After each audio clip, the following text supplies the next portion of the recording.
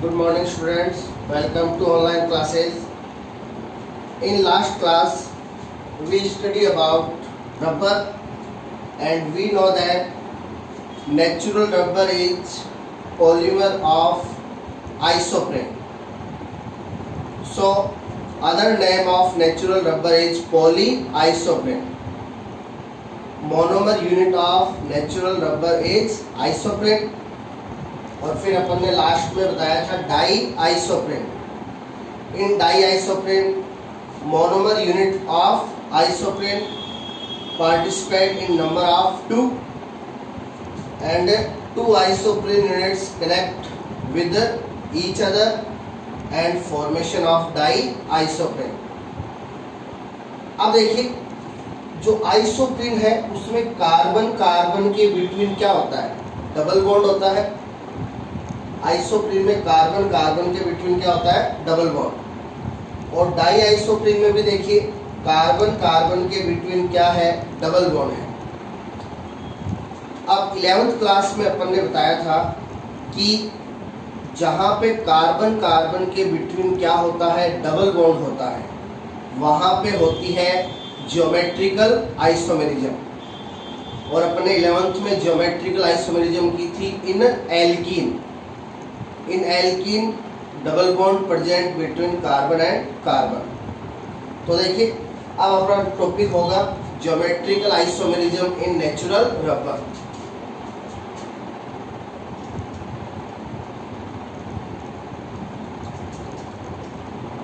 Geometrical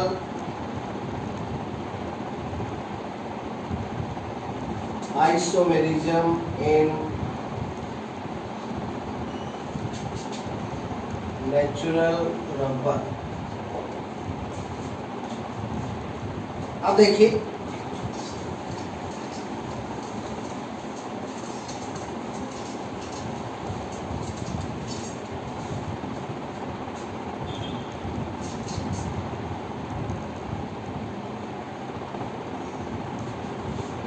in alkene double bond present between carbon and carbon.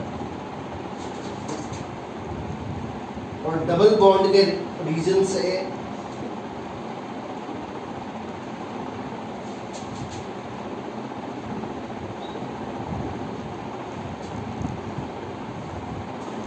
Alkene में present होता है क्या, रेस्ट्रिकेटेड रोटेशन.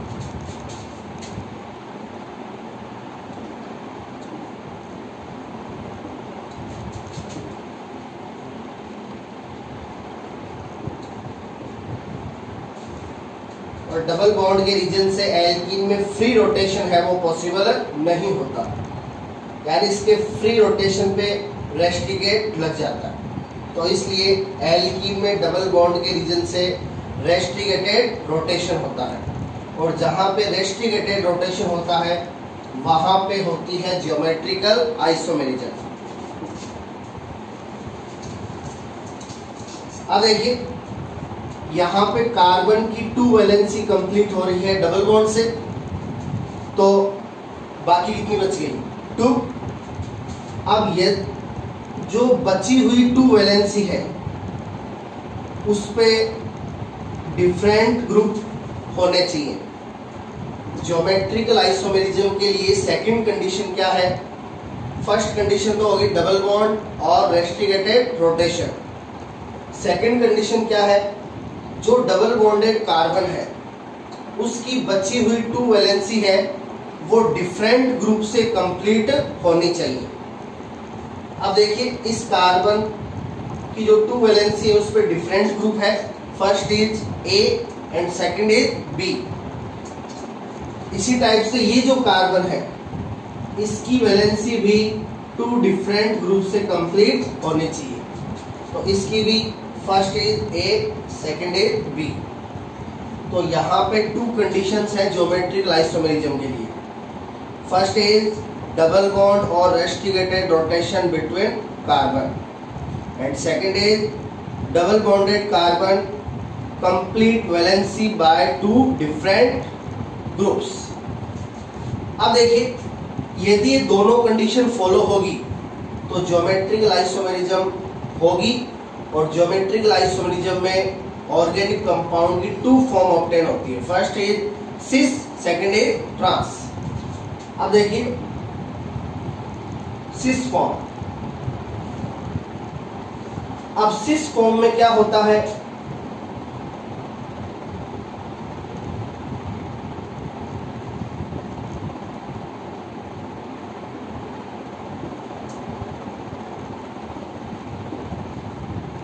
सिस फॉर्म में क्या होता है, same groups are in same side. Cis group में क्या होगा, डबल बॉन्डेड कार्बन से अटैच सेम ग्रुप क्या होंगे, सेम साइड में होंगे।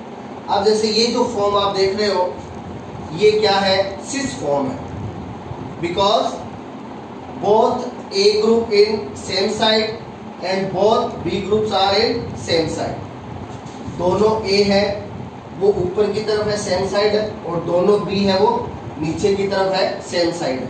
तो ये कौन सी फॉर्म हो गई, सिस फॉर्म। अब देखिए ट्रांसफॉर्म। अब ट्रांसफॉर्म के लिए क्या करेंगे, इस वाले कार्बन को सेम टू सेम रखिए, A in upper side, B at down side. ये जो कार्बन है इसके जो ग्रुप्स हैं इनको चेंज कर दीजिए, बी को ले जाइए अपर साइड, ए को ले जाइए डाउन साइड। तो बी अपर साइड हो गया, ए डाउन साइड हो गया। तो ये जो फॉर्म है वो कौन सी है, ट्रांसफॉर्म। तो ट्रांसफॉर्म में क्या होता है,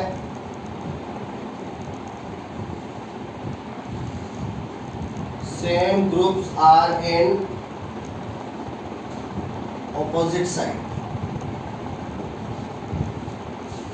यहां पे क्या होगा, सेम ग्रुप्स है वो क्या होंगे, अपोजिट साइड में होंगे। अब देखिए इसमें ये वाला ए है वो अपर साइड है, ये वाला ए डाउन साइड, ये वाला भी डाउन साइड है और ये वाला भी अपर साइड। तो इस टाइप से यहाँ पे 2 फॉर्म ऑब्टेन होती है, सिस फॉर्म एंड ट्रांसफॉर्म।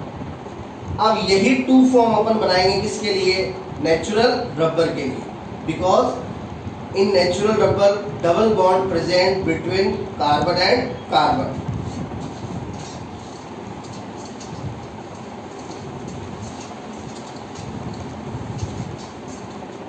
तो देखिए नेचुरल रबर में भी अभी अपन ने देखा था कार्बन कार्बन के बिटवीन डबल बॉन्ड क्या था, प्रेजेंट था। तो इसलिए नेचुरल रबर में भी क्या होगी, ज्योमेट्रिकल आइसोमेरिज्म होगी और इसकी कितनी फॉर्म बनेगी, 2 फॉर्म। तो देखिए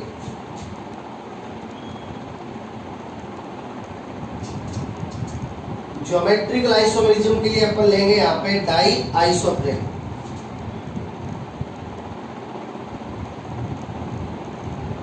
डाई आइसोप्रेन की स्ट्रक्चर ये होती है, कल बताई थी अपन ने,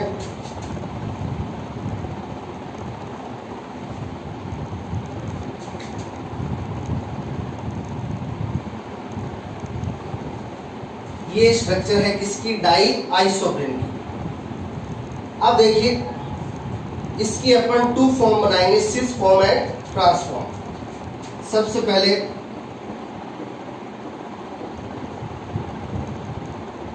अपन देखेंगे सिस फॉर्म, और इसकी जो सिस फॉर्म होती है वो ही एक्चुअल में क्या होती है, नेचुरल रबर होती है। तो यहाँ पे जो सिस फॉर्म होगी वो ही एक्चुअल में क्या होगी, नेचुरल रबर होगी। तो देखिए सबसे पहले अपन डबल बॉन्डेड कार्बन को शो करते हैं। डबल बॉन्डेड कार्बन एक तो ये है और एक ये है, तो ये अपन ने शो कर दिया डबल बॉन्डेड कार्बन को। इस कार्बन के साथ देखिए first group is CH2 and second group is CH3। First group is CH2, second group is CH3। Both group क्या है, डिफरेंट है। अपने कहा था कि डबल बॉन्डेड कार्बन के जो 2 वैलेंसी है वो डिफरेंट ग्रुप से कंप्लीट होनी चाहिए, तो ये दोनों डिफरेंट है। इस कार्बन से first is hydrogen, second is CH2।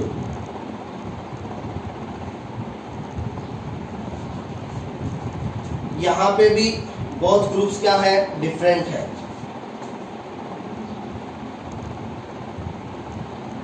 CH2 और CH2 अटैच है डबल बॉन्डेड कार्बन से, और इसके साथ सेकेंड ग्रुप है CH3, double bond carbon carbon,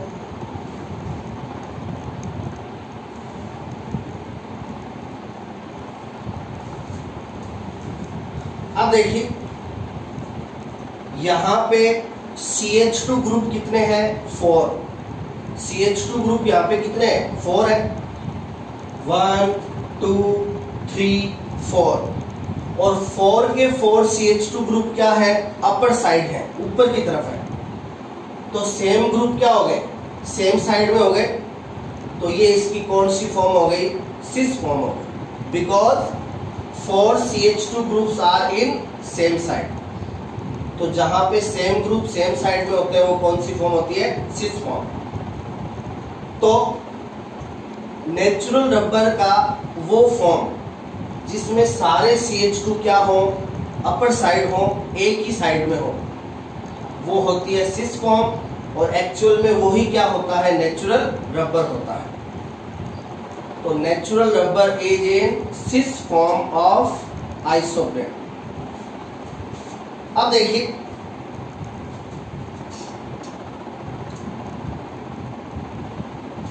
अब अपन इसकी बनाएंगे ट्रांसफॉर्म।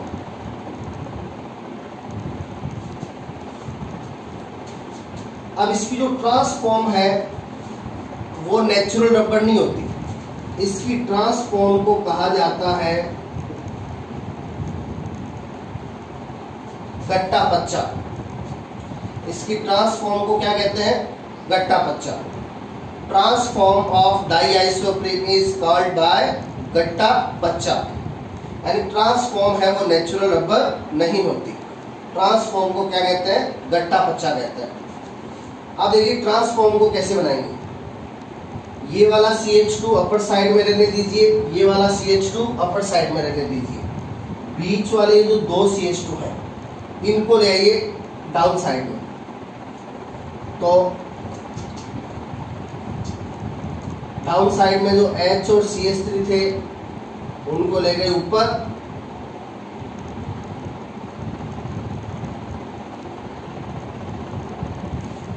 और जो अपर साइड में CH2 थे इनको ले आए डाउन साइड में।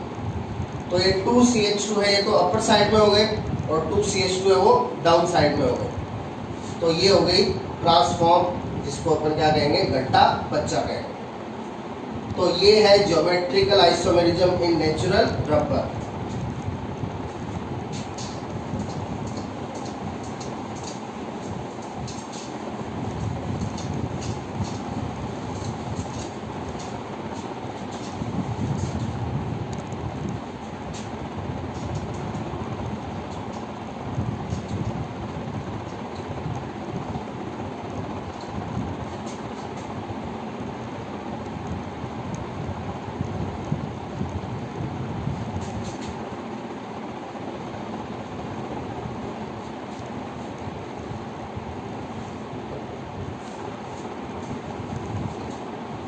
अब देखिए वल्केनाइजेशन ऑफ नेचुरल रबर। अब वल्केनाइजेशन क्या होता है,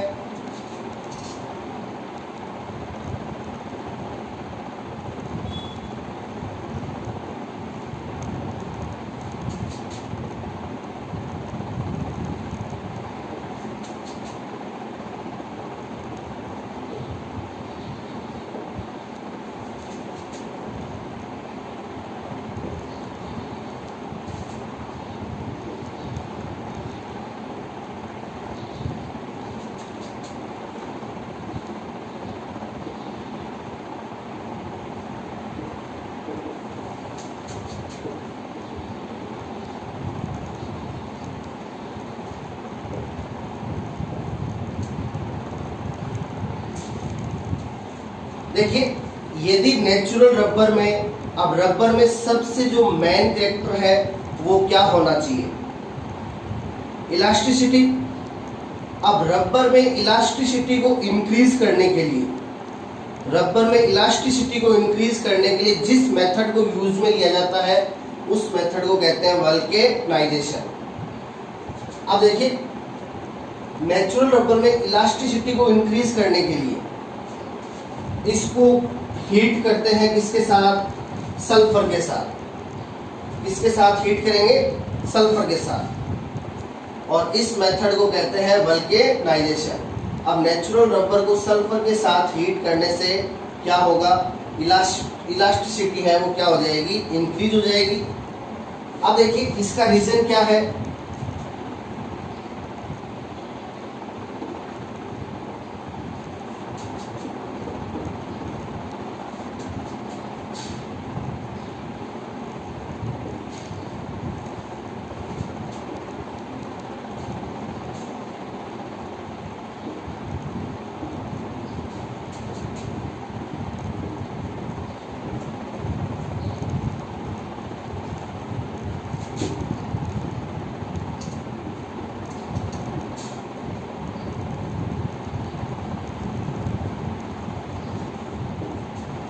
अब देखिए यहां पे क्या होगा? सल्फर के साथ हीट करने से सल्फर के क्रॉस बॉन्ड का फॉर्मेशन हो जाएगा आइसोप्रीन की यूनिट्स के बिटवीन। अब क्रॉस बॉन्ड का फॉर्मेशन होते ही कैरेक्टर ऑफ इलास्टिसिटी है वो क्या हो जाता है?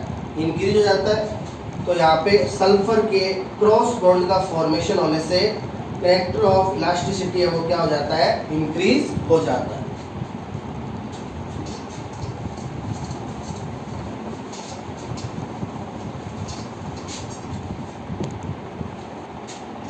अब देखिए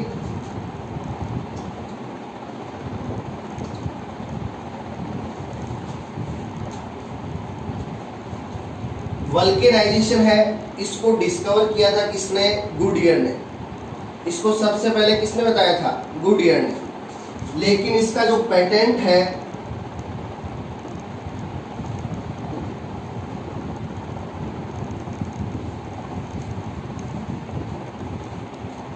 वल्केनाइजेशन का जो पेटेंट है वो किसके नाम से हुआ?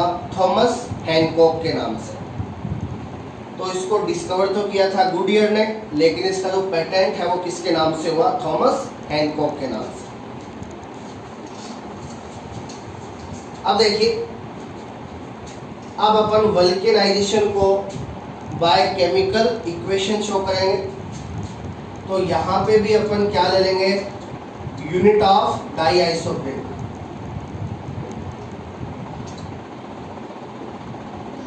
इसके लिए भी अपन डाइआइसोप्रीन को यूज में लेंगे।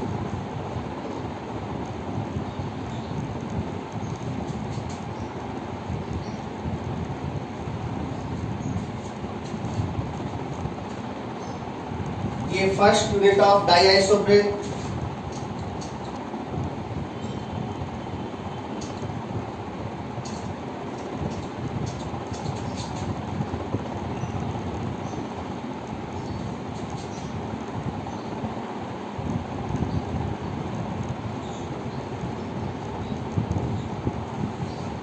और ये सेकेंड यूनिट ऑफ डाइआइसोप्रीन।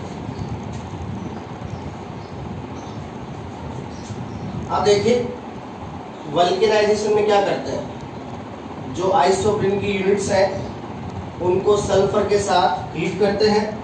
तो ये हीटेड विद सल्फर। अब सल्फर के साथ हीट करने से क्या होगा? जो सल्फर है वो अटैक करेगी किस पे? डबल बॉन्डेड कार्बन के। जितने भी डबल बॉन्डेड कार्बन हैं उन पे अटैक कर देगी कौन? सल्फर। और क्रॉस बॉन्ड का क्या होगा? फॉर्मेशन होगा। तो देखिए कैसे अपन कह रहे हैं डबल बॉन्डेड कार्बन पे हीट अटैक करेगी। तो डबल बॉन्डेड कार्बन है वहां पे डबल बॉन्ड की जगह क्या हो जाएगा? सिंगल बॉन्ड हो जाएगा। और ये कार्बन है वो अटैच हो जाएंगे बाय सल्फर।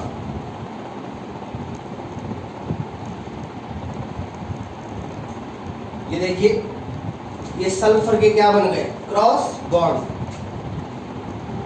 एक ये थे double bonded carbon,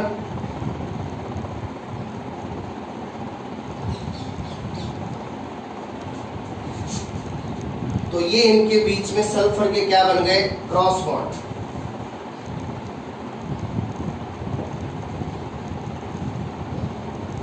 cross bond of sulphur. तो सल्फर के क्रॉस बॉन्ड बनने से क्या होगा, जो इलास्टिसिटी है वो क्या हो जाएगी, इंक्रीज हो जाएगी। इसी मेथड को क्या कहते हैं, वल्केनाइजेशन।